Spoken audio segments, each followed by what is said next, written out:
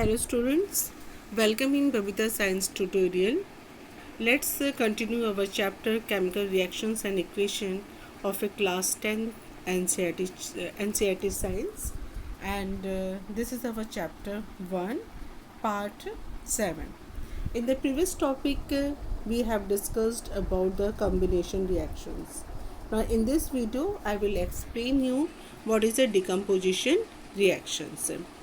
The first, decompose. Decompose means destroy. No, the decomposition reactions are those reactions in which a compound splits up. Splits up means break up into two or more simpler substances are known as a decomposition reaction. Now student, in your NCERT book, decomposition reactions are given. Decomposition reactions are carried out by applying heat, light or electricity. Heat, light or electricity provide energy which breaks a compound into two or more simpler compounds. And keep one thing that is very important, that decomposition reaction is just the opposite of the combination reaction. We will understand this decomposition reaction with the activity 1.5. Let's start now. This one topic is a decomposition reaction. Let's start now this activity 1.5. In this activity 1.5, they want to say that take about 2 gram of ferrous sulfate crystals in a dry boiling tube. Student, this one is a boiling tube. Take the boiling tube like this and keep in this one dry 2 gram ferrous sulfate crystals, means crystal solid form of a 2 gram ferrous sulfate in a dry boiling tube. This one is a dry boiling tube. Formula of the ferrous sulfate is a FeSO4. Note the color of the ferrous sulfate crystal. Third one, heat the boiling tube over the flame of a burner, a spirit lamp as shown in figure.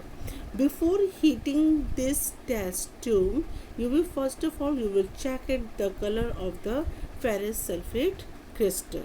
No, then after you will heat this boiling tube over the flame of a burner or spirit lamp. Now fourth point, observe the color of the crystal after heating. Now you will observe the color of the crystal after the heating. Now here, have you noticed that the green color of the ferrous sulfate crystals has changed? Now question is asking here, is there any changes occurs in the ferrous sulfate crystal after the heating? You can also smell the characteristic odor of the burning smell. Now student, in this paragraph they want to say before heating the color of the ferrous sulfate is a green in color, and when we heat this ferrous sulfate, okay, you will understand with the help of this reaction. See here, when we heat this ferrous sulfate, because ferrous sulfate is in the solid form, before heating it is a green in color. When you apply the heat, then it will break in the ferric oxide, sulfur dioxide gas and sulfur trioxide. No, then here it is a green in color. Before heating it is a green in color, but after heating it is converted into the ferric oxide. The color of the ferrous sulfate is a change here. Now the color of the ferric oxide is a brown in color. And after heating it will releases the sulfur dioxide and sulfur trioxide gas. The student, this is the example of a decomposition reaction, but this decomposition reactions occur with the help of the heat. That's why we can say that this is actually example of a thermal decomposition reactions. This is a thermal decomposition reaction. No, thermal decomposition reaction, because we can break the compound ferrous sulfate with the help of the heat, and it will give you ferric oxide, sulfur dioxide, and sulfur trioxide. So this is the one of the example of a thermal decomposition reactions. Now students, see here you will see this is the experiment which is doing the experiment here. Okay, while doing the experiment we have to take some precautions also. You will see when we hit this test tube, okay, then some gases comes out. Okay, then this comes then you will keep the mouth of this test tube just away your mouth. Okay, otherwise what happen, this gas will goes inside your nose and it will destroy the organs or destroy the nerves and important part of your nose. That's why we will always keep the mouth of the test tube just away from our mouth.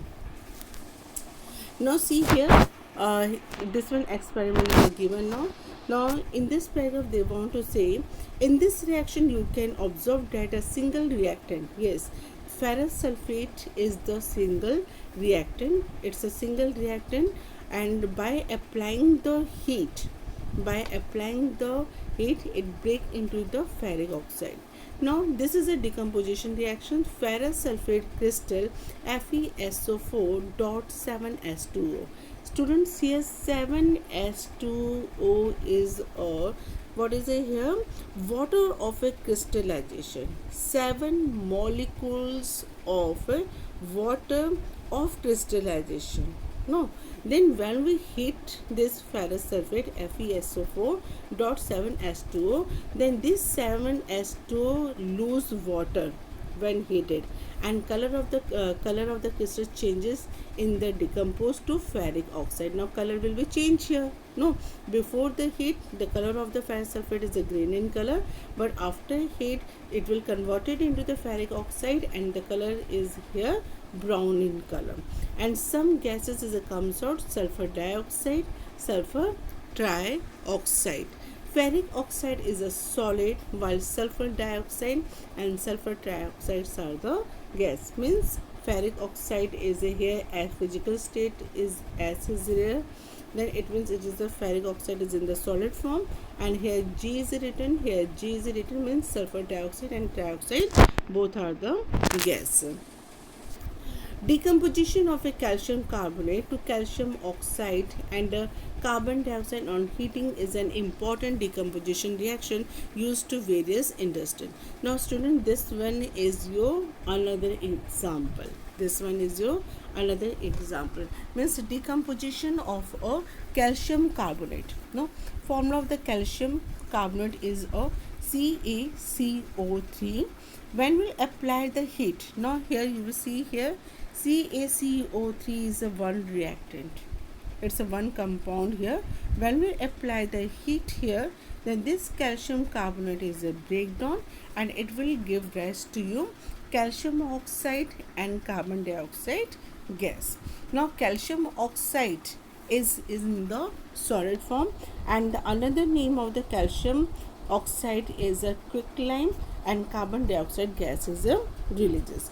Calcium carbonate is also called the limestone. Then once again you will see this is an example of a thermal decomposition reaction, because here breakdown is occur with the help of the heat and it is converted into the calcium oxide and the carbon dioxide gas. Now students, you see here various here functions are also given here. Calcium oxide is called the lime or quicklime. It has many uses. One is in the manufacture of a cement. Now the uses of the calcium oxide is that it is used in the manufacture of a cement, and this is carried out by heating. Okay, that's why it is called the thermal decomposition reaction. So I have given here two I have explained here two reactions here. First one is a ferrous sulfate and another one is about here about the calcium carbonate, and the function of the calcium carbonate is also given. It is used in the manufacture of the cement. Now here heating of a lead nitrate and emission of a nitrogen dioxide. Student, here this one is another example. Now see, another example of thermal decomposition reaction is given in activity 1.6. Now students, in the 1.6 they want to explain about a lead nitrate. Okay, now see here in the lead nitrate activity 1.6, take about 2 gram of lead nitrate powder in a boiling tube. Again, once again you will take, this is your boiling tube. Okay, this one is a boiling tube, this one is a term. Okay, boiling tube, and the lead nitrate is a given, this one is your burner. Okay, take here this one boiling tube, and in this one you will take the 2 gram of the lead nitrate. Now student, what is the formula of the lead nitrate here? Symbol of the lead is a Pb, nitrate is a NO3. Then compound formula of the lead nitrate powder is a PbNO3 2. Okay, this is the formula of the lead nitrate, and you will keep this lead nitrate here. Now you will heat it. Now when you heat the lead nitrate heat the lead nitrate, then it will give rise to what, students, here? Lead monoxide. What it will give rise to? Lead monoxide. And which gases comes out? Nitrogen dioxide. So you will see here, you will observe the emission of the brown fume. Brown fume means brown gas comes out. No, then this fumes of a nitrogen dioxide, that is a brown fumes is a water, student, here, that is your nitrogen dioxide. Means the color of the nitrogen dioxide is in the brown in color. Okay, and let's see the reactions of this one. Now see here, reactions are given here.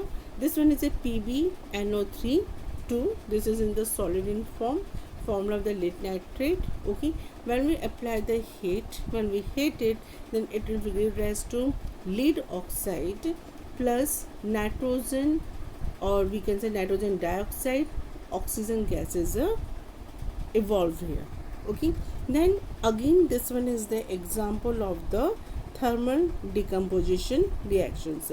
Before heating the lead nitrate, the color of the lead nitrate is colorless, but when we heat the lead nitrate and it will convert it into the lead monoxide, PbO, the color of it here, it is, this one is the yellow.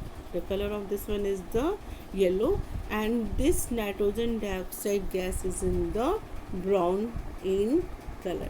The students, you will see here, when we heat anything, it will convert it into the products. Okay, or it is a split out, and the color is also changes. Before this heating, color of the lead nitrate is colorless, and after heating, color is a change here. PbO, lead oxide, is in the yellow color, and the nitrogen dioxide is a gas which comes out in the brown in color. So these all are the example of the thermal decomposition reactions. Means with the help of the heating we can change it, we can split out the compounds. Let's take the another activity. In this activity 1.7. Now students, I told you that heat, light or electricity provide energy which breaks a compound into two or more simpler compounds. And the first point, the decomposition reactions are carried out by the applying heat, light or electricity. So we have done the examples of a thermal decomposition reactions. Now we will split off the compounds with the help of the electricity.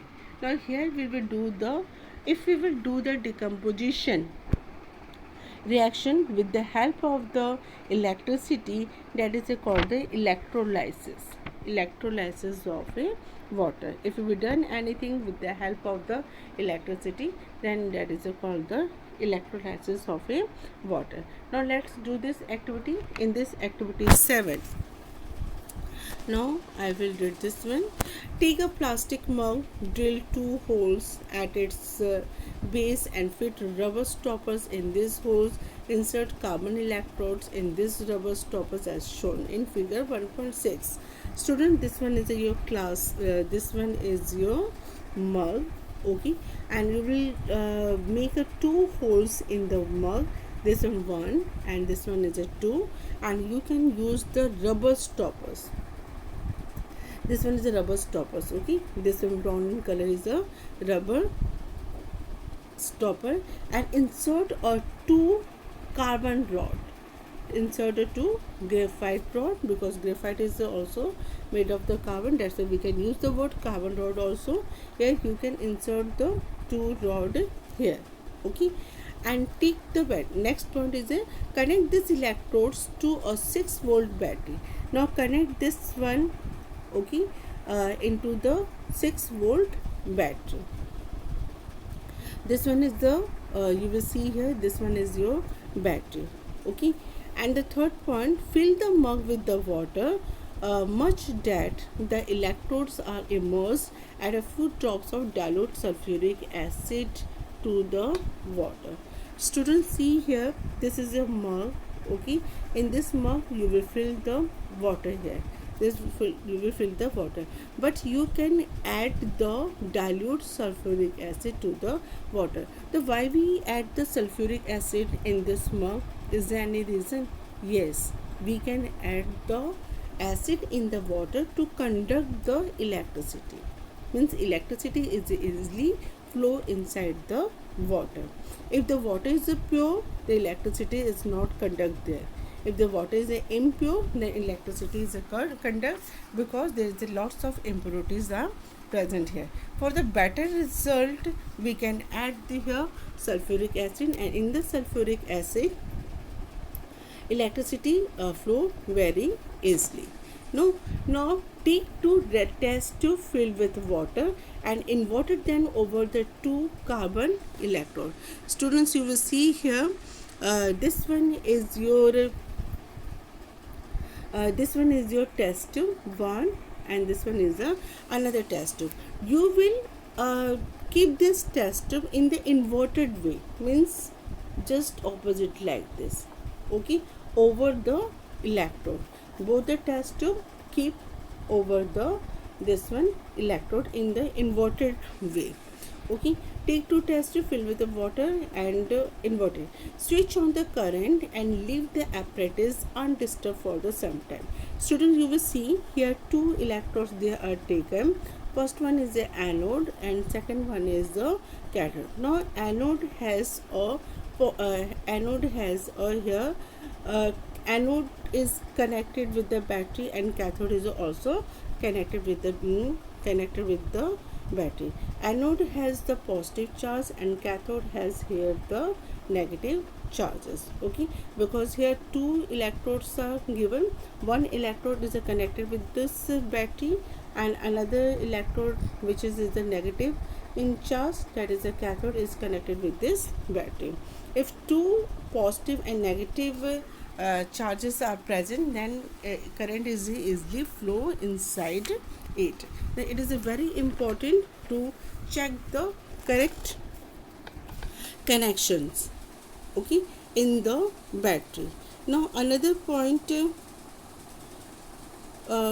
switch on the current, okay, then switch on the current and leaves the apparatus undisturbed for some time. Now you will switch on the current. You will observe the formation of the bubbles at the both the electrodes, and these bubbles displace the water in the test tube. Now yes, when we switch on the current, then what happened? The bubbles will comes out. Bubbles will comes out comes out in the water, and it is collected in your test tube. Is the volume of the gas collected the same in the both the test tube? The question is here, is the volume is the same on the both the test tube? Second point, once the test tubes are filled with the respective gases, remove them carefully. Test these gases one by bringing a burning candle close to the mouth to the test tube. This step must be performed carefully by the teacher. What happened in each case? Which gas is present in each test tube? Student, I will explain you here. Now see here. Here the two test tube 1 and 2, which is in the inverted position. Then when we will switch on the current, then bubbles is a comes out. No, bubbles is a comes out. Now here this one is oxygen and this one is how we know then this one is a oxygen and this one is a gas. Now see here, formula of the water is a H2O. Here is a two atoms of a hydrogen, and here is a single oxygen. Oxygen has a negative charge. Why it has a negative charge? Because atomic number of oxygen is a 8, electronic configuration is a 2 6. It means it needs a 2 electrons to complete the orbit. That's why oxygen has a 2 negative charge, but hydrogen has the positive charge. So you know these ions are attract to the opposite electrodes. Now oxygen, when the splitting takes place in the water, oxygen goes to anode, okay, and hydrogen goes to cathode, because cathode is a negative charge and anode is the positive charge. When the opposite charges are attract to each other. Now you will see the volume here, you will see the vacant area, okay, this one only, okay, and this one only. The in which one volume is a more, you will see this one hydrogen volume is a more. In this test tube is volume is a more, and in this test tube volume is a less. But student, before doing this experiment I already explained you about the water, but how we will check it that in this test tube hydrogen gas is present, and in this test tube oxygen gas is present. You can easily check it, with the help of the burning candle. You will take the burning candle and first of all you will remove this test tube, okay, and you will remove this test tube, keep in the stand, and you will take the burning candle and keep near the mouth of the this test tube. If burning candle is making the sound of a pop, then you can think that in this test tube hydrogen gas is present. If you will keep the burning candle near the mouth of the second this test tube, and if burning candle will burn more, then you will think that in this test tube oxygen gas is present. Because student, oxygen gas helps in the burning, but hydrogen gas is not helps in the burning. In this way we can identify that in this test tube hydrogen gas is present, and in this test tube oxygen is present. And you will see the volume also, see the white portion here. This white portion in this test tube is more as compared to this test tube. It means this one is a hydrogen and this one is a oxygen. That's the formula is a H2O here. So this decomposition reaction is done with the help of the electricity. That's why it is called the electrolysis decomposition reaction. Means we can decompose the water compound with the help of the electricity. Let's move in another topic here. Now activity 1.8. Now again you will see here we have done decomposition reaction with the help of the heat, with the help of the electricity. Then what is left here?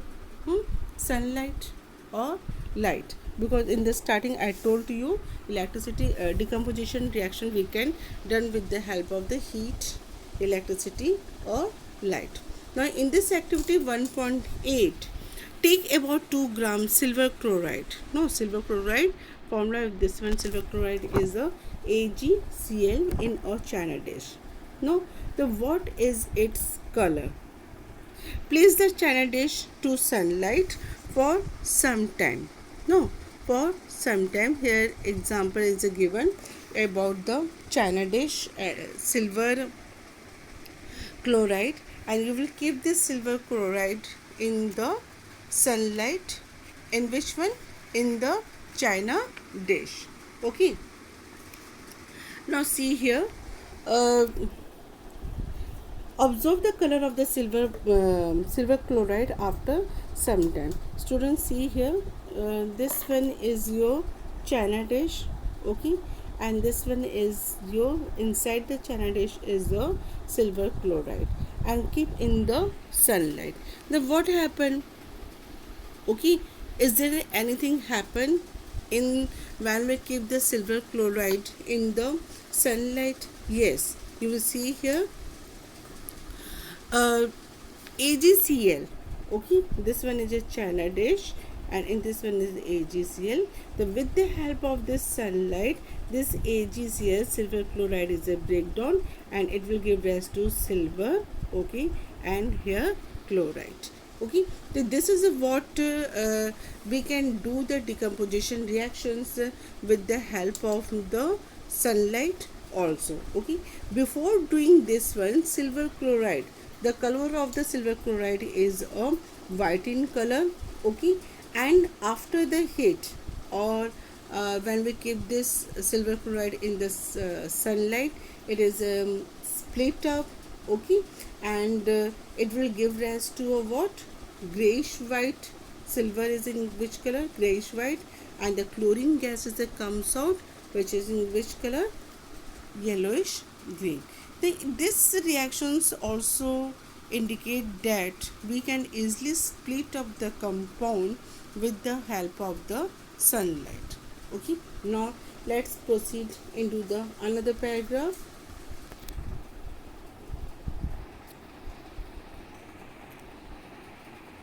Now here's a silver bromide is a given.